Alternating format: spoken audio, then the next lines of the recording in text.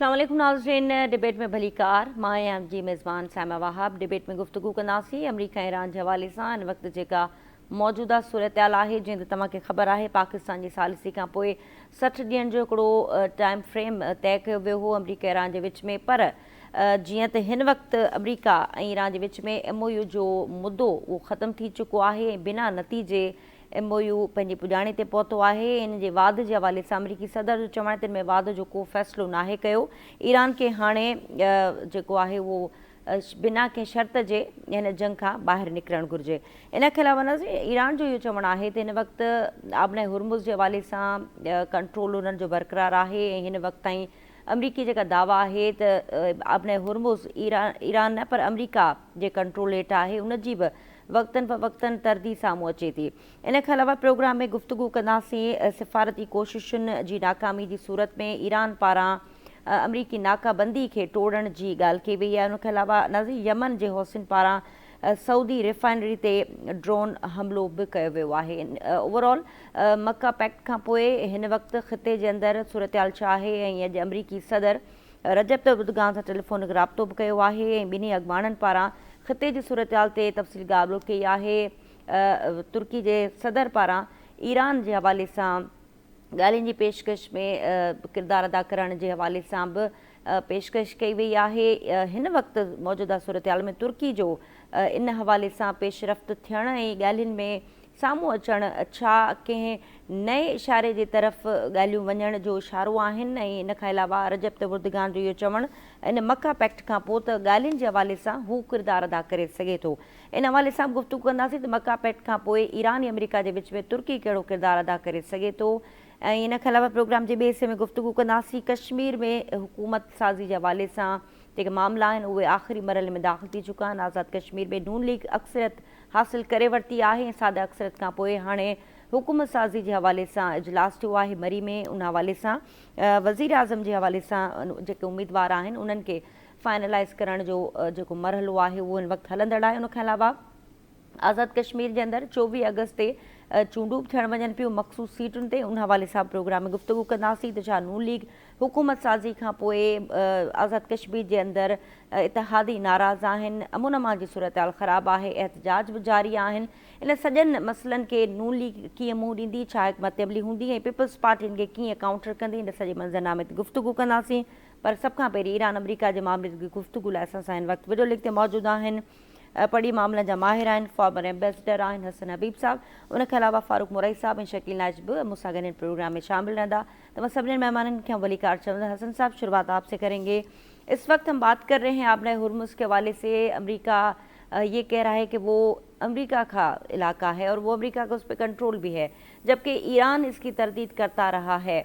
Oman के हवाले से अमरीका ने धमकी दी है कि ओमान ने अगर इसमें कोई किरदार अदा किया तो अमरीका ओमान पर भी जो है वो शदीद हमले करेगा, बमबारी करेगा।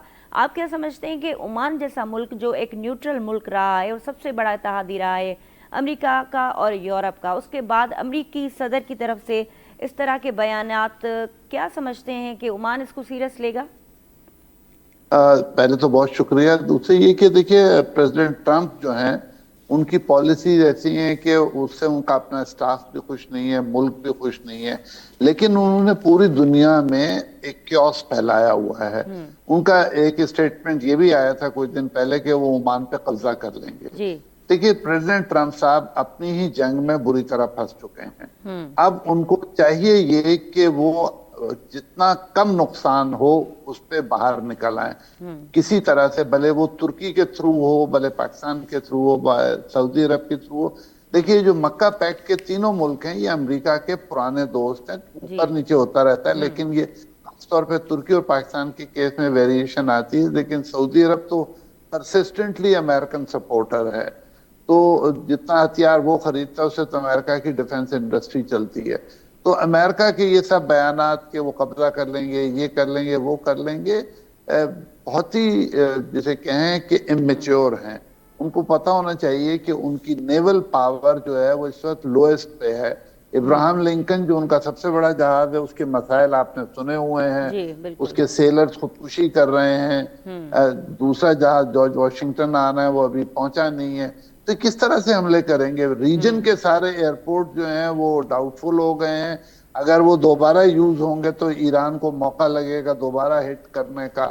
تو یہ سب دیکھتے ہوئے کہ ہرمز پہ کنٹرول امریکہ کا ہے یا امریکہ کا وہ ہو جائے گا, جی وہ عمان پہ حملہ کریں گے, یہ سب باتیں ایسی ہیں جو کہ سمجھ میں نہیں آتی ہیں. مطلب coming from a superpower, statements like this make no sense. ابھی آپ نے دیکھا ہوگا کہ ٹرمپ صاحب کی پریس سیکرٹری نے بھی ان کا ساتھ چھوڑ دیا ہے, اور اس طرح سے جس طرح سے انہوں نے جہاز شفٹ کیا تھا اور کیٹرنگ وین میں شفٹ ہوئی, یہ سب چیزیں ظاہر کر رہی ہیں کہ کوئی بہت ہی کیوٹک اور ڈس بیلنس سسٹم چل رہا ہے.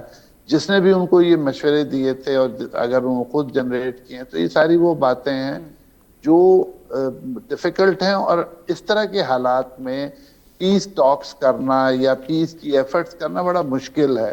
ترکی نے بڑی ہمت کی ہے, ہم نے بھی دیکھے اسلام آباد ایکارڈ میں کی, تو ہم ابھی بھی لگے ہیں بائی دی وے, یہ نہیں کہ ہم پیچھے ہٹ گئے. تو یہ تینوں ملک سعودی عرب, پاکستان اور ترکی اور باقی بھی ہمارے ساتھ قطر, عمان, سب مل کے کوشش کر رہے ہیں کہ کسی طرح امریکہ کو ایک فیس سیونگ ملے اور وہ اس وار سے نکلے جو انہوں نے غلط شروع کی تھی. اپنے نہ انہوں نے اہداف حاصل کیے, نہ ورلڈ میں پیس آیا ہے, نہ انرجی سیکیورٹی کو انہوں نے کنٹریبیوٹ کیا ہے. تو all in all it is a very messy state of affair. اور اس میں اس طرح کے بیانات کہ وہ قبضہ کر لیں گے, حملہ کریں گے, آگ لگا دیں گے, یہ میک دا میٹر مور ورس. تو اگر واقعی امریکن چاہتے ہیں کہ دنیا میں پیس ہو, ہرمز میں پیس ہو, تو ان کو بہت جینٹل مینلی وے میں اپنی غلطی تسلیم کر کے پیچھے ہٹ جانا چاہیے.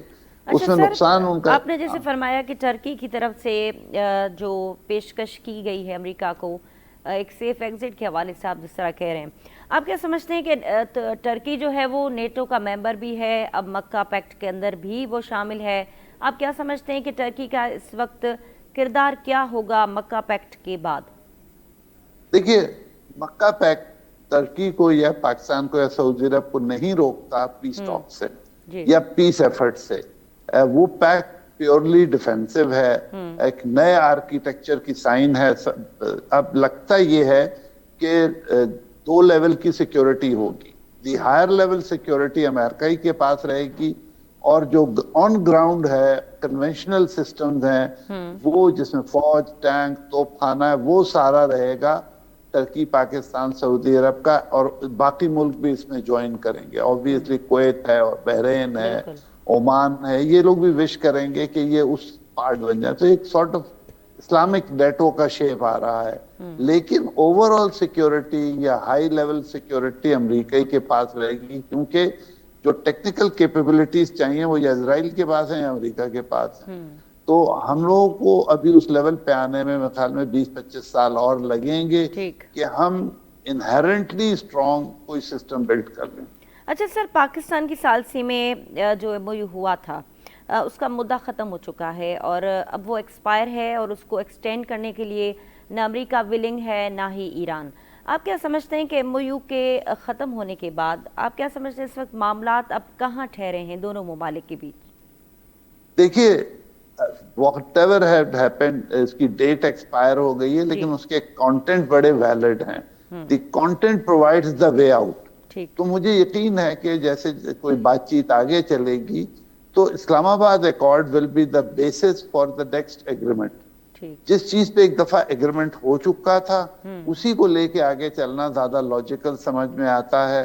اور وہ بہت ایک جنرلائز قسم کا ایم او یو تھا, وہ ایگریمنٹ بھی نہیں تھا, ایم او یو تھا which is softer in improving or discarding. تو یہ دیکھتے ہوئے مجھے لگتا ہے کہ جو بھی اگلی بات چیت ہوگی اس کا بیسک ایجنڈا اسلام آباد ایکارڈ ہوگا اور اسی پہ بلڈ کرنا پڑے گا. دیکھیے, بات ہے ٹرسٹ کی.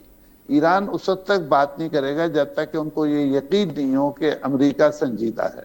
امریکہ نے اب تک سنجیدگی کا مظاہرہ نہیں کیا اس کانفلکٹ میں, لاسٹ ایئر بھی نہیں کیا تھا, ابھی بھی نہیں کیا. تو ایرانیز جو ہیں وہ بہت ہی جسے کہ امریکہ سے مایوس ہے.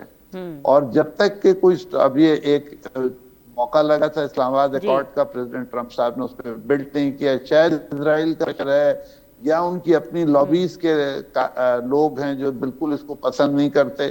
تو کہیں نہ کہیں گڑبڑ ہے. اور اس کی وجہ سے یہ انہوں نے اچھا خاصا ایک ایکارڈ تھا جو کافی بیلنس بھی تھا, اوپن ہینڈڈ تھا, اس میں چیزیں ایڈ ہو سکتی تھیں, کم ہو سکتی تھیں, اس کو چھوڑ کے انہوں نے زبردستی حملے بھی کیے, لڑائیاں بھی کی, اور اس کو انہوں نے اسپوائل کر دیا. ٹھیک ہے فاروق صاحب, جیئں تہاں ॾिठो त पीस प्लान जे हवाले सां नेतन्याहू उनखे मञण खां इनकार कयो, MOU साइन थियो, उन वक़्तु बि इसराइली वज़ीर आज़म उन ते तनक़ीद कई, मक्का पैक्ट थियो उन ते बि इसराइली वज़ीर आज़म तनक़ीद कई. हिन वक़्तु तव्हां छा था सम्झो त अमरीका ख़ुदि जीअं त हिन जंग में फाथल आहे, हसन हबीब साहिब जीअं ज़िक्र कयो त जंग मां निकिरणु अमरीका लाइ त ॾुखियो आहे, पर इसराइल लाइ ख़ुदि बि हिकिड़ो वॾो हिन वक़्तु मामिलो आहे, छो त अगरि अमरीका ख़ुदि सरेंडर करे थो या पोइ शर्तुनि जे हवाले सां को लचक ॾेखारे थो ईरान सां, त तव्हां छा था सम्झो त इसराइल जे हवाले सां केतिरा तहफ़ुज़ात वधंदा ऐं ख़िते में इसराइल लाइ मुश्किलातूं केतिरियूं वधंदियूं? ॾिसो ॻाल्हि इहा आहे त भई जेको आहे सो इसराइल जेको आहे उहो उन जेको नेतन्याहू ऐं उनजी जेका काबीना आहे जंहिंमें हिकिड़ो वज़ीर अहिड़ो बि आहे जेको वज़ीर दिफ़ा आहे, उहो चए थो त असांखे रोज़ु जेको आहे 30-40 फ़लस्तीननि जा लाश खपनि. माना हिकिड़ो ज़ालिमाना इक़दाम आहे. तव्हां इहो ॾिसो त लबनान सां हुन मुआहिदो बि कयो आहे ऐं उते जेको आहे बमबारी बि जारी आहे. हाणे कल्ह बि जेको आहे हुननि जनूबी लबनान ते हिकिड़े जो हुन बमबारी कई आहे जंहिंमें जेको आहे 7 माण्हू शहीद थिया आहिनि, जंहिंमें औरतूं ऐं हिकु औरत ऐं 2-3 ॿार बि शामिल आहिनि. त हू ऐं हिन ई जेको आहे हिज़बुल्लाह चवे थी हिनखे त भई जेको आहे सदर जेको लबनान जो जोज़फ हुनखे चए थी त भई तूं जेको आहे सख़्तु मौक़ुफ़ अख़्तियार कर ऐं तुंहिंजी नरमीअ जे करे तूं ॻाल्हाए उन सां रूम में जेके मुज़ाकरात बि करी पियो ऐं वरी जेको आहे तूं हमलो बि कनि पिया था. इहो कहिड़े क़िस्म जी जंगबंदी आहे. ऐं इसराइल इहो वाज़े तौर ते बि चयो आहे त भई जेको आहे असांजो अमेरिका वग़ैरह सां को तालुक़ु कोन्हे को, इहा असांजी पंहिंजी पॉलिसी आहे, इसराइल जी पॉलिसी आहे. असां जहिड़े नमूने बि जेको आहे पंहिंजी पॉलिसी खे हलायूं. ऐं इन में जेको आहे तव्हां जेको हिन पासे हींअर जेको हले पियो ईरान ऐं जेको अमेरिका जो, उन में जेको आहे सदर ट्रंप जेको आहे तमामु घणो मुश्तैल आहे ईरान जे इन मुतालबे खां पोइ त जेको असांजो नुक़सानु थियो आहे उहो पूरो करे ॾियो. त उन खां पोइ हू इन मामले ते ठहिया कोन्हनि की इहो हिकिड़ो मामिलो हिकिड़ो वरी वधीक जेको आहे ऐं आबना हुर्मुज़ ते बि जेको आहे सो त भई गैर मशरूत जेको आहे सो तव्हां इनखे जीअं पहिरीं जंग खां पहिरीं पोज़ीशन में हो ईअं जेको आहे उनखे हलायो. लेकिन जेको आहे सो ईरान इनखे चयो त हाणे इहो मुमकिन न आहे जेको आहे जंग खां पहिरीं वारा हालात हुजनि आबना हुर्मुज़ में. ऐं सदर ट्रंप पोइ उन खां पोइ इहो चयो भई जेका 60 ॾींहंनि जी जेका जंगबंदी जेका मुफ़ाहमती यादाश्त में थी, हाणे उनखे असां वधीक तोसी कोन ॾींदासीं. जंहिं ते जेको आहे सो हीउ जेको आहे सो पंहिंजो सदर जेको आहे पासदाराना जी जेको तरदीद कई आहे, हुननि इहो चयो आहे त असांजा को बि मुज़ाकरात जेको आहे कोन पिया थियनि अमेरिका सां, न सफ़ारती लेवल ते न कंहिं बि लेवल ते कोन पिया थियनि. जॾहिं त ट्रंप इहो चयो त भई जेको आहे मां डायरेक्ट पासदारनि सां कयां पियो थो, जेको ॻाल्हि ॿोल कयां पियो थो, लेकिन हुननि इनकार कयो भई जेको पासदारनि जो जेको इन ईरान हींअर तमामु सख़्तु मौक़ुफ़ जो न अख़्तियार कयो आहे. ऐं इन में पासदारनि जो जेको ब्रिगेडियर जेको तर्जुमान आहे ब्रिगेडियर जनरल हसन महबी, उहो चए थो त भई जेको आहे सो कोई का बि जेको आहे बातचीत असांजी हिननि सां कान पई थिए ऐं हीउ जेको कुझु थियो आहे हिन महिल ताईं इहो अमेरिका जेका वाइदा ख़िलाफ़ियूं करे पियो उन जो नतीजो आहे जंहिंजे करे ॻाल्हि हेसि ताईं पहुती आहे.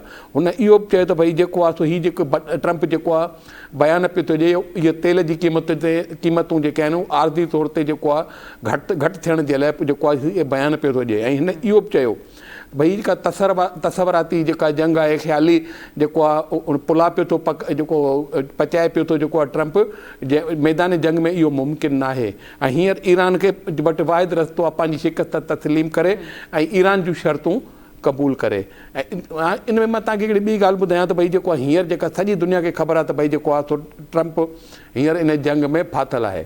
ऐं मूंखे नथो लॻे त जेको आहे सो इन में जेको आहे सवाइ जेको अमेरिका खे नरम जेको आहे रवैयो अख़्तियार करिणो पवंदो, न त इहा जंग ईरान चयो त मां सालनि ताईं असां विड़ी सघूं था. ऐं हुननि वटि जेको ड्रोन मिज़ाइल ऐं जेका असलो हू चवंदा असां जेकॾहिं 50 जेको आहे मिज़ाइल हलायूं था त असांजी जेको फैक्ट्रियूं आहिनि लोकल सतह ते असां उहे 100 ठाहियूं था, उन खां डबल ठाहियूं पिया था. असां वटि इन शइ जी कमी कान्हे, असां सालनि ताईं विढ़ंदासीं. ऐं जेको अब्बास इराक़ी आहे वज़ीर ख़ारजा, उन जेको बयानु ॾिनो आहे उहो चए थो भई जेको आहे सो हिननि जी जेका दुश्मन जी जेका ख़्वाहिश हुई त त असांखे जेको हथियार जेको आहे माना हुनखे रखाइण जी या असांखे सरंगू मतिलबु जेको सरेंडर कराइण जी उहा हुनजी पूरी कान थी। ऐं हिन इहो बि चयो त भई जेको आहे सो इहो दुश्मन जेको आहे जीअं वॾे सां हमिलो कयो त जेको आहे सो रजीम चेंज करण जे लाइ उहो 2-3 ॾींहं खां पोइ इन अची वियो मिंथुन ते अची वियो त असांखे मूंखे जेको आहे इहो ॻाल्हि ॿोल कयूं। ऐं इन चयो त भई जेको आहे सो हींअर ईरानी क़ौम जेको आहे न सफ़ारतकारी ऐं जेको आहे इन जंग जे मैदान में मतिलबु जेको आहे फातिह माना जेको आहे सो थी मतिलबु उभरी आहे। ठीकु आहे शकील नाइक साहब, तव्हां ॿुधी सघो पिया? शकील नाइक साहब, तव्हां ॿुधाइजो पासर इनकलाब जी जेका कमांड में तब्दीली थी आहे, जेके नई जेका अपॉइंटमेंट थी आहे ईरानी सुप्रीम लीडर पारां, तव्हां छा था सम्झो त फ़ैसिला साज़ी में बि हाणे असांखे नवां मरहला नज़र ईंदा ऐं हिकिड़ो जेको मज़बूत मौक़िफ़ हो ईरान जो उहो हाणे हिन कमांड खां पोइ अञा वधीक मज़बूत थींदे नज़र ईंदो? ॾिसो, पासदाराने इनकलाब जी कमांड में तब्दीली जा 2 सबब आहिनि। हिकु सबब इहो आहे त जेका अॻूणी क़यादत हुई उन तमामु वॾे तरीक़े सां ऐं तमामु वॾी बहादुरी सां जंग जोटरी इसराइल अमेरिका खे जवाबु ॾिनो। ऐं ॿी ॻाल्हि ॿियो जेको हुयो उनजो सबबु इहो हुयो त जेको नओं उन्हनि जो सुप्रीम लीडर आहे त उनखे जेका का नई क़यादत आणी त जीअं नए जज़्बे सां जोश सां इन जंग में हिसो वठिजे। ऐं इहा का गैर मामूली ॻाल्हि न आहे कंहिंखे ईरान जो इख़्तिलाफ़ चइजे, बल्कि इहो चइजे त इन सां जेके ईरान जे अंदरि ॿधी आहे जेको इतिहाद आहे उहो वधीक मज़बूत थींदो। ऐं पासदाराने इनकलाब जेका अॻु में विड़ी रही हुई, जेका अॻु में मज़ाहमत पई करे, हाणे उन खां उहो वधीक मज़ाहमत कंदी। ऐं उन जो जेको हींअर जेको अॻियो टारगेट हूंदो उहो इहो हूंदो त ईरान जो दिफ़ा त हूंदो हूंदो, पर हाणे उनजो जेको अॻियो टारगेट हूंदो उहो इहो हूंदो त इसराइल खे जवाबु ॾियणु ऐं अमेरिका खे जवाबु ॾियणु। उन करे इन तब्दीली सां हिकिड़ी ॻाल्हि इहा वाज़े थी वई त अमेरिका या इसराइल जेकॾहिं पासदाराने इनकलाब खे या जेको ईरानी फ़ौज खे थकाइण पे चाहियो या झुकाइण पे चाहियो या उनखे परेशान करणु पे चाहियो त हाणे उन्हनि जो इहो ख़्वाबु पूरो न थींदो।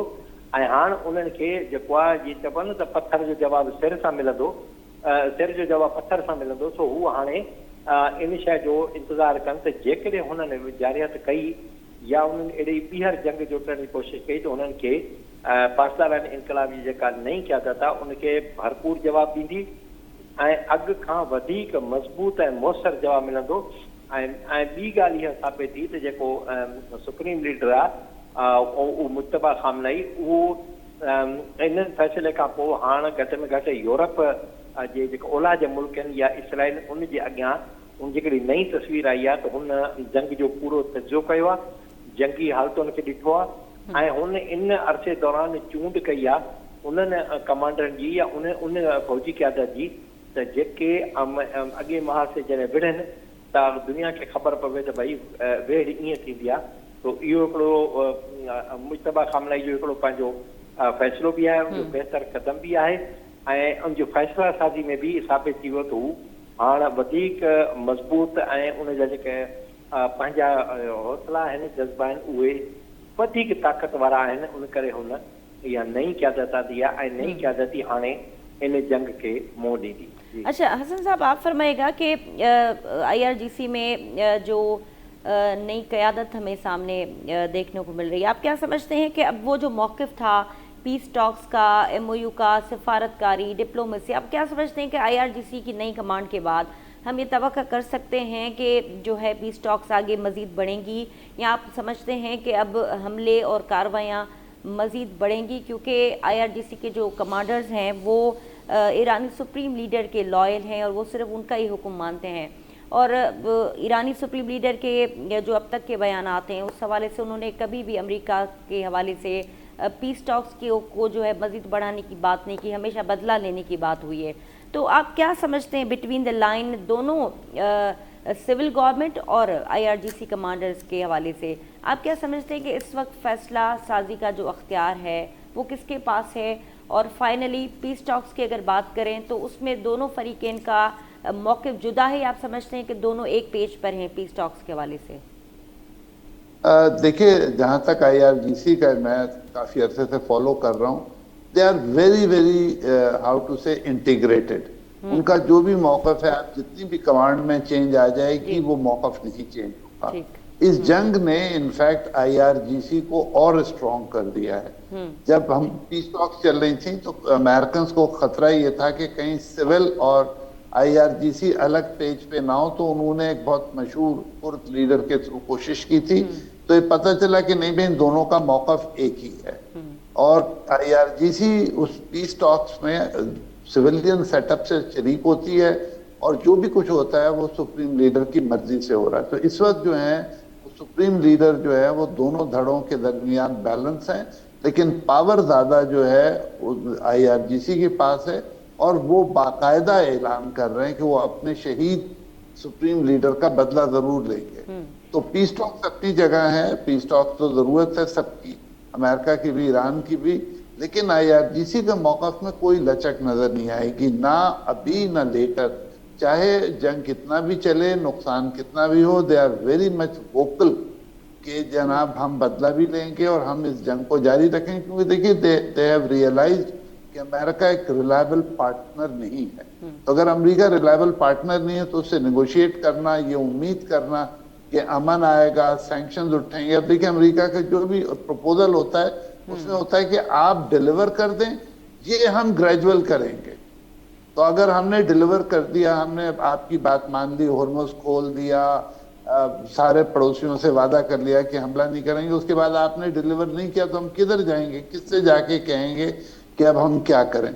और इस जंग ने ईरानियों को होर्मुज की शक्ल में एक बहुत लीथल वेपन दे दिया है, और उनकी जो है फोर्सेस हैं वो लोकल हैं, और उनके लिए होर्मुज को बंद करना कोई बड़ा काम नहीं होगा। वर्स्ट केस सिनारियो कोई बड़ा धमाका भी हो सकता है।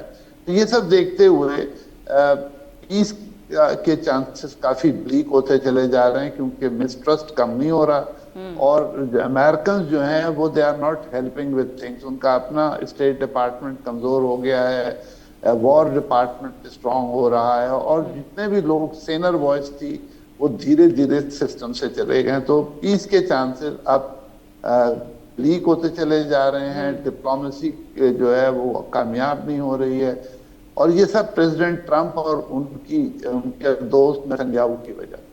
अच्छा सर, इसके अलावा बेसिस की बात करें तो मिडिल ईस्ट के अंदर अमरीकी बेसिस मक्का पैक्ट में, जिस तरह आपने देखा कि मिडिल ईस्ट के ममालिक खुद अपना एक अल्टरनेटिव सिक्योरिटी अम्ब्रेला चाह रहे हैं, और वो अमेरिका की एक जो एक इमेजिन था कि वो इमेज था कि वो उसको प्रोटेक्ट भी करेगा। लेकिन अब आप क्या समझते हैं कि दुनिया के अंदर अमरीकी जो बेसिस हैं और स्पेसिफिक मिडिल ईस्ट के अंदर उसका मुस्तकबिल आप क्या देख रहे हैं? मक्का पैक्ट में अगर दीगर ममालिक भी शरीक होते हैं तो आप समझते हैं कि अब मिडिल ईस्ट ने ये फ़ैसला कर लिया है, उसके ममालिक की तरफ से ये फ़ैसला सामने आ चुका है कि वो अब मज़ीद अमरीकी बेसिस को से जो है वो प्रोटेक्ट नहीं करेंगे, और अमेरिका से वो वाज़ेह तौर पर ये डिमांड भी कर रहे हैं कि अब बुनियादी तौर पे जो कन्फ्लिक्ट रहा है ईरान के साथ मिडिल ईस्ट के दूसरे ममालिक का, बुनियादी नुक्ता ही यही है मिडिल ईस्ट के अंदर अमरीकी बेसिस का। तो क्या समझते हैं कि दुनिया के दीगर ममालिक के अंदर भी अमेरिका के जो बेसिस हैं वो भी अब अमेरिका खुद उनको समेटना चाह रहा है, और आप समझते हैं कि अमेरिका खुद भी चाहता है कि अब वो इस सारे मामलात को जो है वो साइड रखे, फोकस अमेरिका पर ही करे? देखिए, जहां तक अमेरिकन बेसिस का ताल्लुक है, मिडल ईस्ट में तो सारे जो हैं वो मार्क्ड हैं और हिट हैं, तो उनको रीबिल्ड करना बहुत लंबा काम है।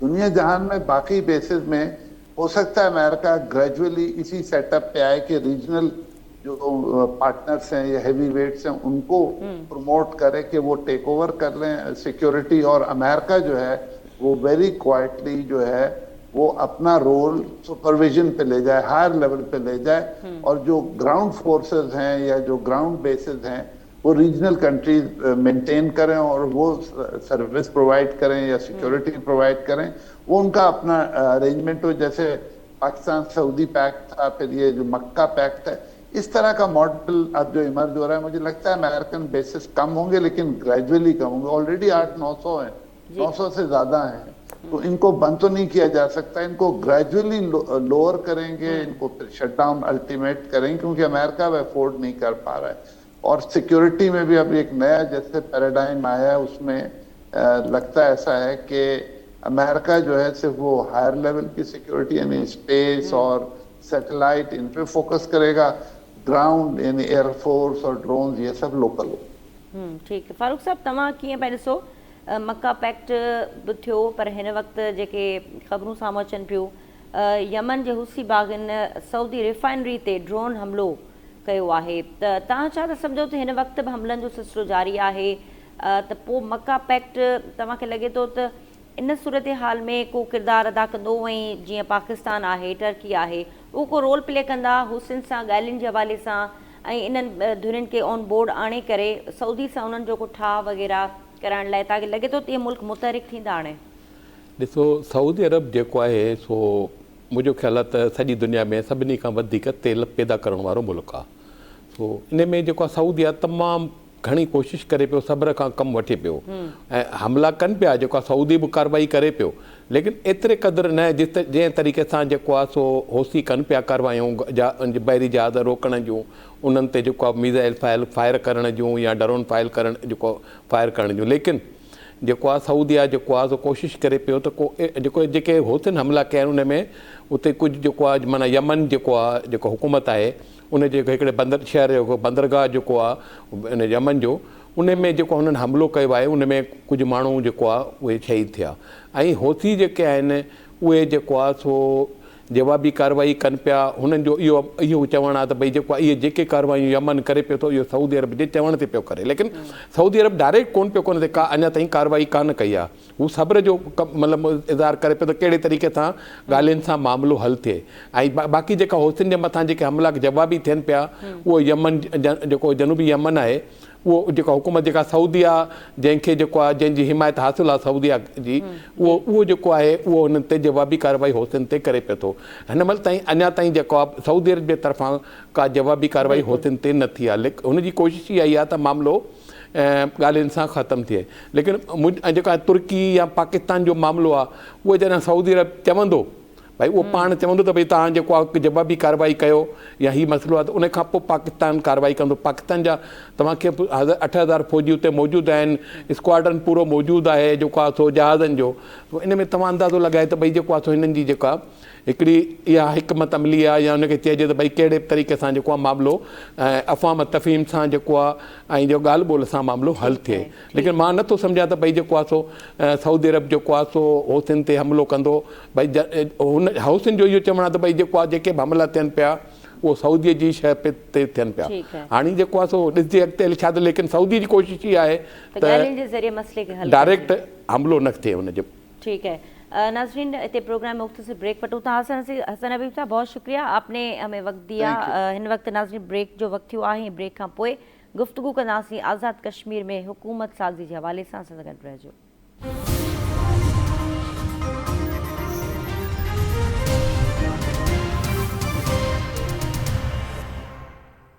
नाज़रीन, डिबेट में तव्हांखे चऊं था भेरो ॿीहर भली कार, ऐं डिबेट जे हिन हिस्से में गुफ्तगू कंदासीं आज़ाद कश्मीर के अंदर हुकूमत साज़ी के हवाले से।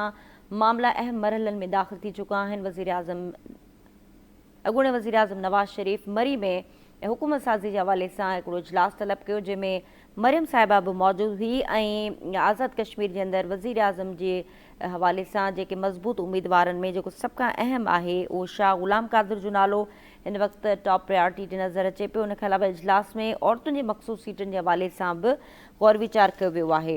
हिन वक्त हुकूमत साज़ी जो अमल तय करण के हवाले से नून लीग वटि अक्सरियत हासिल है। अक्सरियती सीटुनि की बुनियाद ते नून लीग हुकूमत साज़ी करण वञे पई। तोड़े जो पीपल्स पार्टी जा ख़दशा इतहफ़ुज़ात बरक़रार आहिनि। हिकिड़े तरफ़ हुकूमती इतिहादी पार्टी नाराज़ आहे त ॿिए पासे जैक जो एहतजाज, उनके अलावा अमन अमान की सूरत हाल, आज़ाद कश्मीर के अंदर केतरे चैलेंजिस आहिनि उहे पंहिंजी साइड ते, पर इनके अलावा 24 अगस्त ते इलेक्शन्स थियण वञनि पियूं मखसूस सीटुनि ते, उन ते बि गुफ्तगू कंदासीं। फारूक साहब, तव्हां कीअं पिया ॾिसो इलेक्शन्स थियण वञनि पियूं ऐं अमन अमान जी सूरत हाल खे मद्देनज़र रखंदे इलेक्शन कुझु वक़्त लाइ मुलतवी कयूं वयूं, पर 24 अगस्त ते चूंडूं थियण वञनि पियूं मखसूस सीटुनि जे हवाले सां? असल में ॾिसो, तव्हां इहो ॾिसो त भई जेका टोटल जेके आहिनि से 53 जेको आहे सीटूं आहिनि, जंहिंमां 45 जनरल आहिनि ऐं जेको आहे 8 मखसूस सीटूं आहिनि, जंहिंमें जेको आहे सो 5 जेको आहे सो ख़वातीन जूं आहिनि ऐं हिकु जेको आहे सो उलमा मशाइक जी आहिनि ऐं हिकिड़ो टेक्नोक्रेट्स एंड प्रोफेशनल्स जो आहे ऐं हिकिड़ो जेको आहे बैरून मुल्क जेके पाकिस्तानी आहिनि उन्हनि जी नुमाइंदगीअ जे हवाले सां जेको आहे मख़सूस सीटूं आहिनि।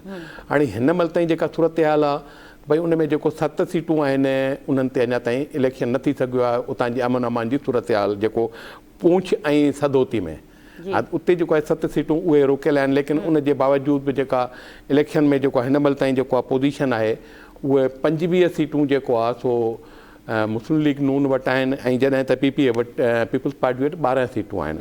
ऐं जेको हाणे इन में इहो हिकिड़ो जेको मेंबर हो इन मां धीर कोट मां राजा सरदार साजिद इक़बाल उहो बि नून लीग में शामिलु थी वियो आहे। अहिड़े तरीक़े सां हींअर 26 सीटूं इन जूं थी वियूं मुस्लिम लीग नून जूं थी वियूं, जॾहिं त उन जेको आहे 12 सीटूं जेको आहे पीपल्स पार्टी जो हिकिड़ो आज़ादु आहे। ऐं जेको आहे सो मां तव्हांखे हिकिड़ी ॿी ॻाल्हि हिन में ॿुधायां त भई जेको आहे हींअर जेके हाणे इहे जेका इलेक्शन थी ज़ाहिर आहे हिन में जेके चूंडियल मेंबर आहिनि उहे जेको आहे उन में सिलेक्ट कंदा जेको मख़सूस सीटुनि में इन में सिर्फ़ु टोटल जेको आहे सो पीपल्स पार्टी खे सिर्फ़ु हिकिड़ी जेको आहे न औरतुनि जी हिकिड़ी सीट मिले थी, बाक़ी सभु सीटूं जेको आहे उहे वेंदियूं हलियूं जेको आहे इन वटि नून लीग वटि। त उहे सभु मिलाए करे जेको आहे इन जी जेका मुस्लिम लीग नून जी जेका ताक़त थिए थी इन में या उहे 32 सीटूं थी वञनि, जॾहिं त उते हुकूमत साज़ीअ जे लाइ जेका सादा अक्सरियत जे लाइ 27 सीटुनि जी ज़रूरत हुई। हाणे 32 सीटुनि खां पोइ जेको आहे सो ज़ाहिर आहे जेको मुस्लिम लीग नून उते हुकूमत ठाहींदी। ऐं ॿिए पासे जेको आहे सो chairman Pakistan peoples party Bilawal Bhutto Zardari जेको आहे सो पंहिंजो जेको इन ॻाल्हि ते जेको आहे सो इन इलेक्शन ते सख़्तु जेको आहे बिल्कुलु जेको आहे सो हाणे जेको बजाए एहतिजाज करण ते हुननि जेको आहे सो इन जी बाक़ाइदा इन जे ख़िलाफ़ु जेको आहे इलेक्शन जे ख़िलाफ़ु तहरीक हलाइण जो ऐलान कयो आहे। ऐं इन सिलसिले में हुननि क़ौमी असेंबलीअ में जेको आहे जेके सीटूं जेको आहिनि पंहिंजा जेके हिन में पीपल्स पार्टी जा जंहिं बि जेको आहे हिन ते कमेटियूं ठहियल आहिनि उन्हनि खे बि जेको आहे सो उन्हनि जेको आहे सो पंहिंजे एतमाद में वरितो आहे। उते बि हू कार्रवाई कंदा जेको आहे मुस्लिम लीग नून जे ख़िलाफ़ु ऐं मुख़्तलिफ़ जेको आहे तरीक़े सां जेको आहे सो इहो एहतिजाज जेको आहे कश्मीर जे इलेक्शन जे हवाले सां बिलावल भुट्टो ज़रदारी जेको आहे सो इन जो ऐलान करे चुको आहे। ऐं ॿिया बि जेके पीपल्स पार्टी जा जेके उतां कश्मीर जा जेके नुमाइंदा आहिनि ऐं प्लस क़ौमी असेंबली ऐं सेनेट जा मेंबर आहिनि उन्हनि खे बि जेको आहे सो हिकिड़े इजलास में एतमाद में वरितो पियो आहे। शकील नायक साहब, कश्मीर में हुकूमत साज़ी हिन वक़्तु थी रही आहे, नून लीग काफ़ी इन हवाले सां गौर वीचार करे पई त कहिड़नि उम्मीदवारनि खे मैदान में आणिजे। तव्हां छा था सम्झो त सियासी मुखालफ़त हिन वक़्तु जेका पीपल्स पार्टी करे पई आज़ाद कश्मीर जे हवाले सां उन वक़्तु नवाज़ शरीफ़ साहब जो बयान त सियासी मुखालफ़त खे ज़ाती दुश्मनी तरफ़ न वञणु घुरिजे, त तव्हां छा था सम्झो त आज़ाद कश्मीर जे अंदरि एतिरा चैलेंजिस आहिनि नून लीग लाइ, सभ खां वॾो चैलेंज कहिड़ो आहे नून लीग लाइ हिन वक़्तु मौजूदा सूरत हाल में? ॾिसो, नवाज़ शरीफ़ इहा ॻाल्हि कंहिं हद ताईं इन सियासी माहौल खे थधो करण जे लाइ कई आहे, पर इहा ॻाल्हि बि सभिनी जे साम्हूं खुलियल आहे त आज़ाद कश्मीर में अवाम मछरियल आहे, अवाम हिननि चूंडनि में राज़ी न आहे, ख़ुशि न आहे। ऐं मुस्लिम लीग नून ताक़त जो इस्तेमालु करे, पंहिंजे ॾंडे जो इस्तेमालु करे ऐं फारम 47 जो इस्तेमालु करे हुननि चूंडनि में अक्सरियत हासिल कई आहे। जेसि ताईं पीपल्स पार्टी हुनजो मुस्लिम लीग नून जे इख़्तिलाफ़नि जो आहे उहे इख़्तिलाफ़ इन करे बि खुलियल आहिनि त चलो अॻु में त तव्हीं उनखे सियासी इख़्तिलाफ़ चई सघो पिया, पर जॾहिं फायरिंग में पीपल्स पार्टी जो कारकुन शहीद थियो त पोइ उन खां पोइ इहो जेको सियासी इख़्तिलाफ़ आहे उहो वाक़ई दुश्मनी में वियो। ऐं इन लाइ नवाज़ शरीफ़ इहो बयानु ॾिनो आहे, पर नवाज़ शरीफ़ खे घुरिबो हो त उनखे उहो ऐलान करे हा त जेको पीपल्स पार्टी जो कारकुन फायरिंग में शहीद कयो वियो आहे की उनजी अदालती जांच पिया था करायूं या JIT ठाहियूं था पिया, जेको ॾोही हूंदो उनखे सज़ा मिलंदी, हुन इहा शइ न कई। हुन माना पाण मुरादो इहो लफ़्ज़ ईअं खणी चई छॾियो त जेको थियो सो थियो, जेकॾहिं कारकुन मारिजी वियो ख़ैर तव्हां विसारियो ऐं जेको आहे इनखे रंजिश में न बदिलियो, ज़ाती रंजिश में, त जेकॾहिं को कारकुन क़तल थिए थो त उनमें ज़ाती रंजिश थिए थी, इहा फितरी ॻाल्हि आहे। बाक़ी रही ॻाल्हि इख़्तिलाफ़नि इन करे आहे त मुस्लिम लीग नून आज़ाद कश्मीर में भले मैंडेट न मिले, भले उनखे खेसि वोट न मिलनि, पर उन बावजूदि बि हू उते हुकूमत ठाहिण जी ज़िद में आहे। उन करे हू केतिरनि हंधनि ते पीपल्स पार्टी जे कारकुननि खे रोकियो आहे, उन्हनि जे मथां उन्हनि ताक़त इस्तेमालु कई आहे, तशदुद कयो आहे ऐं उते हुननि केतिरनि हंधनि ते कूड़ा ठपा हया आहिनि, फार्म 47 फौरी तौर ते हासिलु कयो आहे। इहे सभु जेके मामला आहिनि इन खे साम्हूं रखंदे त इहो चई सघिजे थो त पीपल्स पार्टी ऐं मुस्लिम लीग नून में आज़ाद कश्मीर जी हद ताईं बिल्कुलु इख़्तिलाफ़ आहिनि ऐं इख़्तिलाफ़ तमामु घणा आहिनि। ऐं जेकॾहिं इन खे सदर आसिफ अली ज़रदारी, चेयरमैन PP बिलावल भुट्टो ज़रदारी, वज़ीर आज़म शहबाज शरीफ़ ऐं अॻूणो वज़ीर आज़म नवाज़ शरीफ़ वेही जेकॾहिं इन खे हल न कयूं त इहे विछोटियूं अञा वधंदियूं ऐं मुमकिन आहे त पोइ अॻिते हली इन जो असरु वफ़ाक़ी हुकूमत ते पवे, अॻिते हली इहो जेको क़ौमी असेंबली या सेनेट ते पवे। पीपल्स पार्टी जी जेके जाइज़ जमहूरी मुतालबा उहे मुस्लिम लीग नून खे एड्रेस करणु खपनि, उन ते पंहिंजी राय ॾियणु खपे ऐं उन ते कार्रवाई करणु खपे। न त इहे जेके इख़्तिलाफ़ आहिनि इहे अॼु नंढी सतह ते आहिनि, थोरा आहिनि, पर इहे अॻिते इख़्तिलाफ़ घणा बि थी सघनि था ऐं इख़्तिलाफ़ शदीद बि थी सघनि था। जी अच्छा फारूक साहब, हिन वक़्तु रावला कोट में बि जैक पारां एहतजाज हलंदड़ आहिनि ऐं तव्हां ॾिसो पिया त इन एहतजाजनि खे जंहिं तरीक़े सां वफ़ाक़ी हुकूमत टैकल करे पई उहो मामिलो बि हिन वक़्त ताईं हल न थी सघियो आहे। ॿिए पासे वरी सियासी बहरान बि आहे। तव्हां सम्झो था हुकूमत में अचण खां पोइ बि नून लीग आज़ाद कश्मीर जे अंदरि सियासी बहरान खे ख़तमु करे सघंदी? ॾिसो ॻाल्हि इहा आहे त भई जेको आहे सो पहिरीं नून लीग जी हुकूमत हुई, जेको आहे सो हिन इलेक्शन खां 6 महीना पहिरियां जेको आहे हिन पीपल्स पार्टीअ खे हुकूमत मिली। हिन 6 महीननि दौरान अंदरूनी तौर ते कंहिं हालात अहिड़ा पैदा कया जो उते एक्शन कमेटी ठही वई, उते हथियारनि सां माण्हू बची विया, या हिकिड़ी सोचण जी ॻाल्हि आहे। यानी हेतिरी जेको आहे सो उते मतिलबु सिक्योरिटी ऐं सख़्तु जेको आहे सो उनजे बावजूदि बि जेको तव्हां इहो अंदाज़ो लॻायो त तव्हां जेको आहे सो कश्मीर में जॾहिं एंटर था थियो या केरु वञे थो त उतां जी सिम ई अलॻि आहे। न कश्मीर जी जेका सिम आहे उहा हितां पाकिस्तान जी सिम खां अलॻि आहे। इन एतिरी सख़्तु सिक्योरिटी बावजूदि छा हिननि खे इनखे मुस्लिम लीग नून खे जेका वफ़ाक़ी हुकूमत आहे इनखे ख़बर कान्हे का त इनखे केरु लीड पियो करे या केरु जेको आहे इन जे पुठियां आहे। इहे सभु ॻाल्हियूं जेको आहे सो हुननि अहिड़ा माहौल पैदा कयो आहे जेको उतां कयो पियो त जंहिंजे करे इहा सॼी जेका बदनामी जेका उहा पीपल्स पार्टीअ जे हुन खाते में पे आई। लेकिन जेको आहे सो जॾहिं ख्वाजा आसिफ जेको आहे हिननि खे एक्शन कमेटी वारनि खे जेको आहे दहशतगर्द करार ॾिनो ऐं ॻाल्हि कई त उन खां पोइ उन ते बिलावल भुट्टो ज़रदारी शदीद एहतजाज कयो ऐं मुस्लिम लीग नून खे इहो बि चयो त भई जेको आहे तव्हां इहे कहिड़ा वज़ीर आहिनि जेके असांजे जेको आवाम खे या आज़ाद कश्मीर जे माण्हुनि खे जेके एहतजाज कनि पिया उन्हनि खे जेको आहे हीउ दहशतगर्द थो सॾे की मुस्लिम लीग नून खे खपे त अहिड़नि वज़ीरनि खे पंहिंजी काबीना खां ॿाहिरि कढे। तो इहे बि ॻाल्हियूं थियूं। लेकिन जेको आहे सो ज़ाहिर आहे उते हालात एतिरा वधी विया हुआ, मतिलबु ख़राबु थी विया हुआ, जंहिंजे करे जेको आहे सो पोज़ीशन जेका आहे उहा पीपल्स पार्टीअ जी हालांकि मज़बूत हुई, लेकिन उनखे ॼाणे वाणे जेको आहे उते अहिड़ा हालात पैदा कया हुआ ऐं धांधली कई वई ताकी जेको आहे मुस्लिम लीग नून जी हुकूमत उते अचे।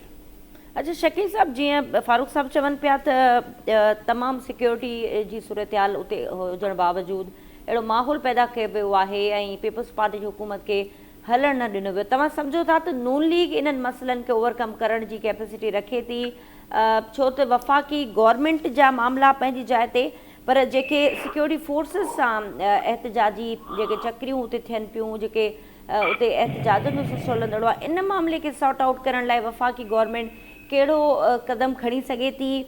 तोड़े जो मखसूस सीटुनि जो मामिलो हिन वक़्त ताईं बि हल न थी सघियो आहे। तव्हांखे लॻे थो त हिन इलेक्शन खां पोइ बहितर मामिलो अञा ख़राबु थींदो आज़ाद कश्मीर में? शकील साहब तव्हां ॿुधी सघो पिया? फारूक साहब तव्हां खां ई सवाल करे वठूं था, टेक्निकल शायदि कोई इशू आहे। हिन वक़्तु जीअं पीपल्स पार्टी जी गवर्नमेंट हुई कुझु वक़्त लाइ, राठौड़ साहब अक्सर इहो चवंदा रहनि था पंहिंजी प्रेस कॉन्फ्रेंसिस में बि, पर हिकु पासे जॾहिं ज़मीनी हक़ीक़तूं एतिरियूं मुख़्तलिफ़ आहिनि ॿियनि सूबनि जी भेट में आज़ाद कश्मीर जूं, ऐं उते जी सियासी जेको निज़ाम आहे, उते जी जेका अवाम आहे, उन्हनि जा मुतालबा पंहिंजी जाइ ते, पर फेडरल गवर्नमेंट चए थी त जेको बि अंसर असांजे ख़िलाफ़ु उते ऑपरेट कंदो उनखे चिथियो वेंदो, ऐं सिक्योरिटी फोर्सिस पारां बि ऑपरेशन उते हलंदड़ आहे। काफ़ी एहतजाजनि जेके माण्हू कनि पिया उन्हनि खे अरेस्ट बि कयो वियो आहे। मखसूस सीटुनि वारो मामिलो बि हल न थी सघियो आहे। त तव्हां खां बि इहो ई सुवाल त छा मखसूस सीटुनि ते इलेक्शन खां पोइ जैक जो एहतजाज ॿीहर तेज़ थींदो?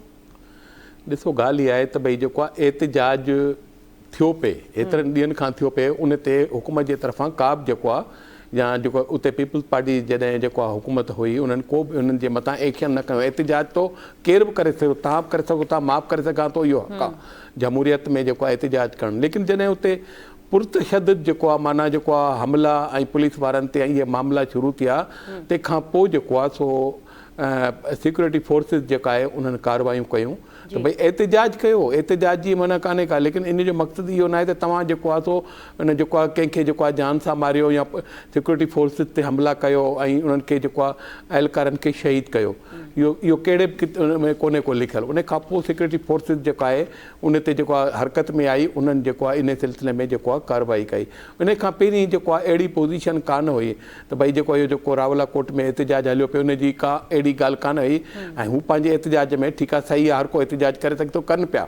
लेकिन जॾहिं ज़ाहिर आहे हुननि वटि जदीद क़िस्म जूं रैफलूं असलो जेको आहे ऐं नकाबपोश माण्हू साम्हूं आया त ज़ाहिर सिक्योरिटी फोर्सिस त हरकत में ईंदी त उहो चवंदा त भई जेको आहे सो हीअ केरु माण्हू आहिनि जेके जेको आहे कानून पंहिंजे हथ में था खणनि ऐं पंहिंजी मर्ज़ी था हलाइनि ऐं उते कंहिंखे बि जेको आहे अचणु नथा ॾियनि उन पासे, ऐं ख़ासि करे जेको आहे वर्दी वारनि सां जेको आहे सो जेको हीअ विढ़नि था।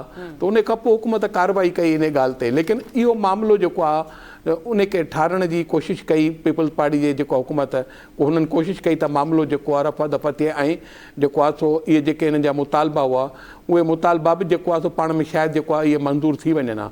लेकिन इहे पुरतशदद जेके कार्रवाई थियूं उन खां पोइ मामिलो ख़राबु थियो। ठीकु आहे फारूक साहब, वरी महिरबानी तव्हांजी। शकील साहब तव्हांजी वरी महिरबानी। नाज़रीन, डिबेट में महिमाननि जी गुफ़्तगू तव्हां ॿुधी। फ़िलहालु एतिरो ई, ॾींदा इजाज़त। अल्लाह हाफ़िज़।